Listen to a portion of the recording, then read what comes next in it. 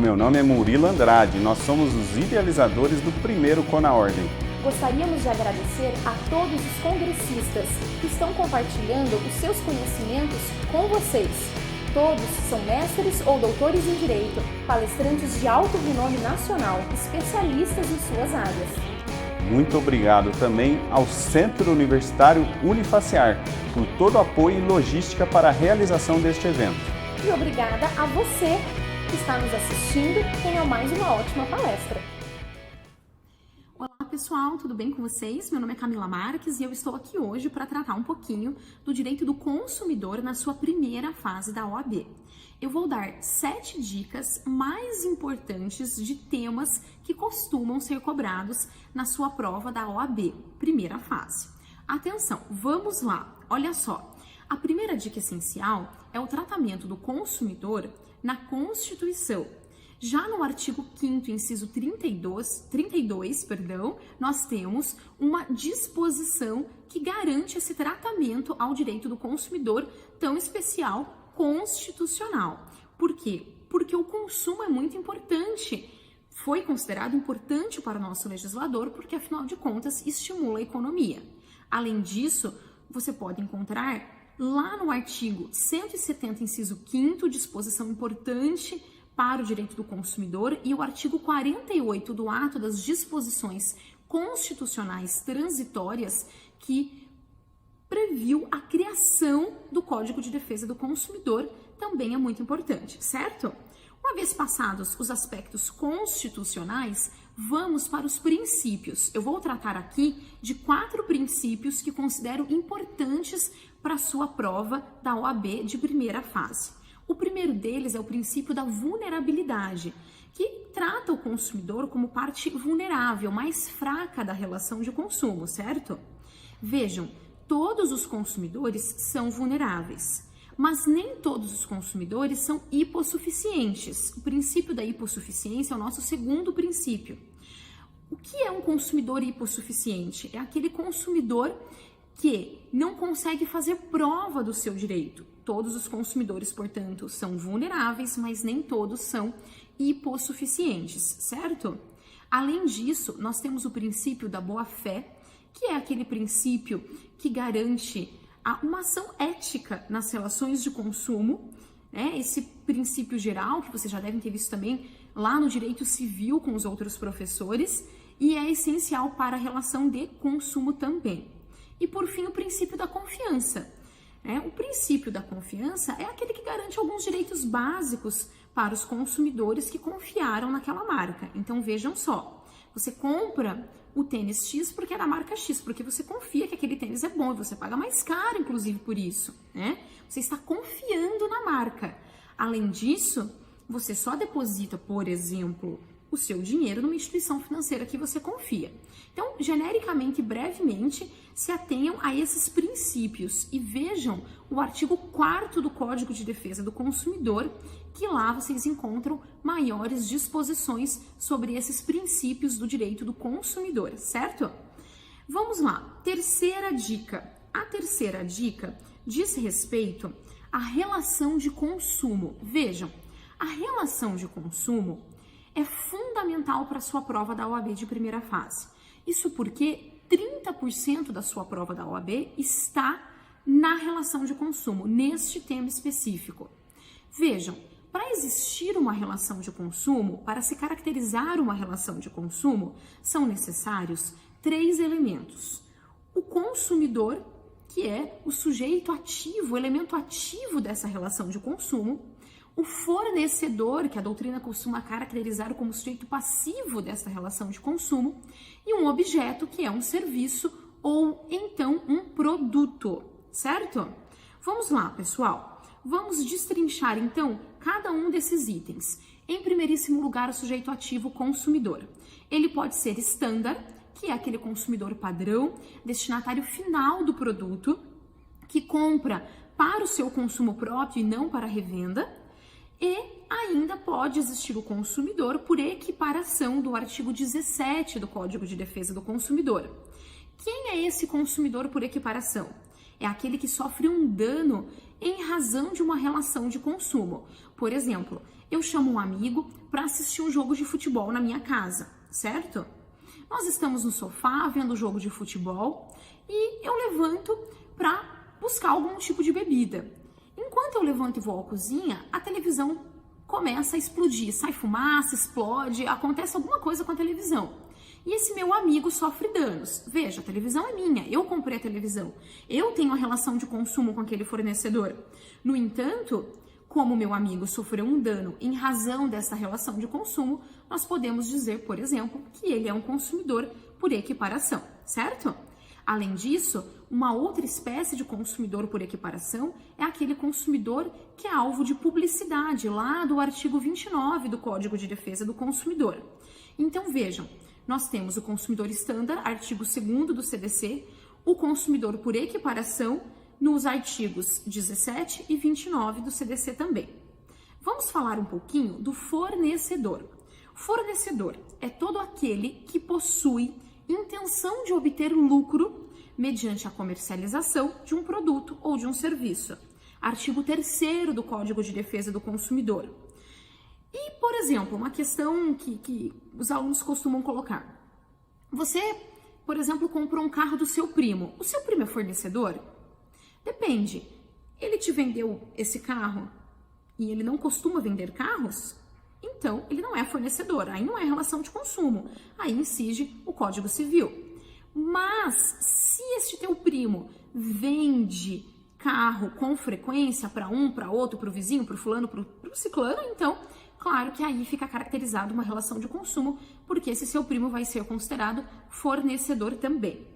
Além disso, pessoal, lembrem do exemplo, esse é bom porque vocês vão memorizar, do Mercado Livre. Sabe aquele cidadão que no Mercado Livre já fez 100 mil vendas? Ele com certeza já é um fornecedor sob a ótica do Código de Defesa do Consumidor, tá? Essa tese é totalmente plausível, certo? Fica aí a dica para vocês lembrarem, então, da habitualidade, certo? Além disso, pessoal, produto. Produto está definido lá no artigo 3º, parágrafo 1º do Código de Defesa do Consumidor. Vejam só, produto é qualquer bem, imóvel, material, imaterial, etc. É um conceito genérico, por quê? Porque a cada momento podem surgir produtos novos no mercado. E se a cada momento podem surgir produtos novos no mercado, então o legislador teria que dar realmente uma definição muito genérica, certo? Além disso, pessoal, serviço. Serviço é qualquer atividade desenvolvida no mercado de consumo mediante remuneração. Vejam, essa remuneração ela pode ser interpretada de maneira relativa. Vejam, existem alguns serviços que aparentemente são gratuitos, tá? Mas eles não são gratuitos na verdade. Vejam, estacionamento do supermercado que não é cobrado. Pessoal, é claro, que nós já temos até uma súmula sobre isso, a súmula 130 do STJ. É claro, pessoal, que esse estacionamento, ele acaba sendo um serviço também. Ele não é cobrado, mas existe uma remuneração indireta pelas compras que você faz no mercado, pelo lucro que ele obtém tendo um estacionamento próprio, certo? Pessoal, além disso, nós temos uma outra súmula importante do STJ. Vejam só, súmula 297 do STJ. Aplica-se o CDC às relações bancárias. Então, é claro que existe relação de consumo entre você e o seu banco, certo? Além disso, se existir vínculo empregatício, não haverá relação de consumo. Atenção para isso também, tá certo? Outra coisa, e aí nós já vamos para nossa quarta dica, atenção. Entendimento jurisprudencial sobre relação de consumo, tá? Veja, plano de saúde. Aplica-se o CDC aos planos de saúde, sim. No entanto, plano de saúde de autogestão, plano de saúde dos empregados de uma determinada empresa e onde não há finalidade de lucro. Esses empregados se reúnem e contratam, fazem as contratações para que sejam prestados os serviços de saúde. Aí é diferente, não se aplica o CDC, porque é um plano de autogestão, então cuidado com essa pegadinha. Além disso, pessoal, veja a súmula 608 do STJ, tá certo? O STJ é um site muito importante, o site do STJ é um site muito importante para a sua prova da OAB, principalmente aquela parte de jurisprudência em teses, porque a FGV cobra sim um pouquinho de entendimento e súmula sobre direito do consumidor na primeira fase. E ali você consegue selecionar por assunto, tá certo? Além disso, pessoal, não se aplica o CDC na relação entre cliente e advogado, certo? Então, essa é a nossa dica jurisprudência em teses, é a nossa quarta dica. E vamos lá para a quinta dica. A quinta dica trata de direitos básicos do consumidor, artigo 6º do CDC. Vida, saúde e segurança, né? Isso significa que os produtos e serviços não poderão apresentar riscos aos consumidores, certo? E se houver risco, tem que ter um aviso. Você pode fazer rafting, não tem problema, mas tem que ter um aviso de que ali existe perigo para a sua vida. Educação para o consumo, que é bem amplo, porque um consumidor educado pode exercer melhor os seus direitos, isso garante maior liberdade de escolha e igualdade nas contratações. E ainda, né, um direito básico do inciso 3º do artigo 6º é o direito à informação, que é mais específico. Aí tem que ter informação no produto, se você, né, se tem lactose, se não tem, por exemplo, se você é intolerante, você precisa saber disso, etc. Tem glúten, não tem? Enfim. Aí é um direito mais específico, o direito à educação mais amplo e o direito mais específico, o direito à informação. E ainda, publicidade, inciso 4º do artigo 6º. Práticas comerciais abusivas, cláusulas abusivas. Então, lembrem desse direito, desse básico do consumidor, que é uma publicidade que deve ser lícita, que não pode ser enganosa, não pode ser abusiva, não pode ser enganosa também por omissão, por omitir alguma informação de extrema importância, certo? Além disso, pessoal, nós temos ali inúmeros outros incisos. Contratos, danos materiais e morais, acesso ao judiciário, inversão do ônus da prova, que é um direito básico muito importante. No inciso 8º do artigo 6º, nós temos a inversão op iudices, a inversão que o juiz vai fazer de acordo com o caso concreto, quando ele se depara com uma alegação verossímil, verdadeira e com um consumidor que é hipossuficiente, conforme nós vimos lá no início da aula nos princípios. E além disso, existe também lá na parte de publicidade uma inversão do ônus da prova, que é a inversão op legis, certo? E, pessoal, não deixem de ver o artigo 6º, inteiro para sua prova da OAB também, porque você já sabe os princípios, você já sabe complementar com uma visão constitucional e então você tem que saber quais são os direitos básicos do consumidor no artigo 6º. Vamos para a sexta dica. Vício ou fato do produto? Vejam, produto ou serviço viciado é aquele que não se presta à sua finalidade, né? Eu compro um secador de cabelo que foi feito para secar cabelo e ele não funciona. Diferente é o fato do produto, que é quando você tem um dano. O secador explodiu e me feriu, né? Eu fiz um corte, por exemplo, alguma coisa assim, né? Me queimou, alguma coisa aconteceu. Aí é totalmente diferente. Então, vício e fato do produto, certo? Eu gosto muito de uma citação que eu vou ler aqui para vocês do professor Risato Nunes. Vícios, características de qualidade ou quantidade que tornem os produtos ou serviços impróprios ou inadequados ao consumo a que se destinam e que lhes diminuam o valor, certo? Ou os decorrentes da disparidade em relação às indicações constantes do recipiente, embalagem ou mensagem publicitária. Pessoal, lembrem sempre, quando se trata de vício, do princípio da solidariedade. Deem uma olhadinha no artigo 18 do CDC, certo? Além disso, o fornecedor tem um prazo de 30 dias para sanar este vício. Se o produto é essencial, não se aplica essa regra, né? Por exemplo, um respirador, né? Um aparelho de oxigênio para o seu filho. Claro, não vai se aplicar essa regra. Mas se não for um produto dessa extrema importância, o fornecedor terá 30 dias para o conserto, para sanar esse vício. Esgotados os 30 dias, você pode pedir a troca deste produto, a devolução do seu dinheiro ou ainda o abatimento no preço, um desconto e ficar com esse produto dessa forma, certo? Lembrem agora de fato. Fato, né, bem de consumo que causa dano, prejuízo ao consumidor, certo?